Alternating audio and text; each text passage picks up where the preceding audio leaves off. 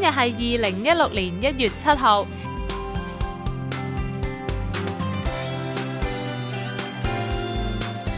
我哋會去睇下香港嗇色園啱啱舉辦過嘅活動盛況。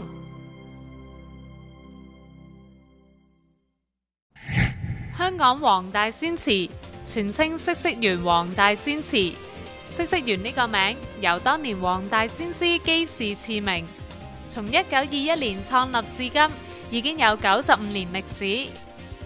踏入2016年，亦都係嗇色園95週年紀慶嘅日子。喺2016年1月5號，嗇色園就舉辦咗95週年紀慶開幕禮，為嚟緊一年嘅活動揭開序幕。嗇色園一直以普濟勸善為宗旨，廣推善行，弘揚道、釋、儒三教嘅思想，多年嚟得到海內外唔同宗教團體嘅認同以及支持。所以開幕禮當日，各界社會賢達、高道大德、公冠代表、十方道侶都嚟到會場，一同共振嗇色園嘅盛事，場面非常熱鬧。開幕禮由嗇色園主辦嘅可道中學步操銀樂隊奏樂開始，然後就由主禮嘉賓為醒獅點睛以及進行簪花掛紅儀式。典禮先由嗇色園主席陳東博士致歡迎辭，之後就由主禮嘉賓黃大仙民政事務專員賽馬安琪太平紳士致辭。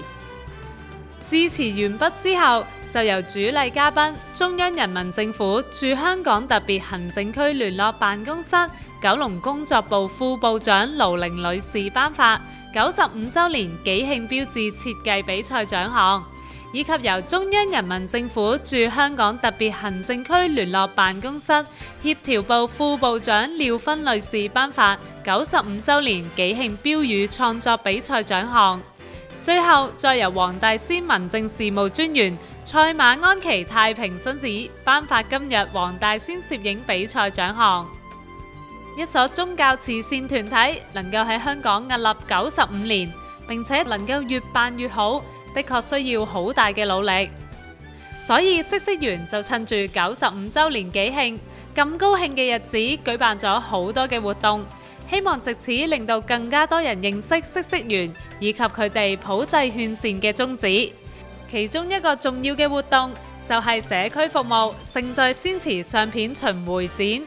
呢個活動亦都喺95週年紀慶嘅開幕禮中舉行揭幕儀式。準備好就預備，1、2、3。同來，哇！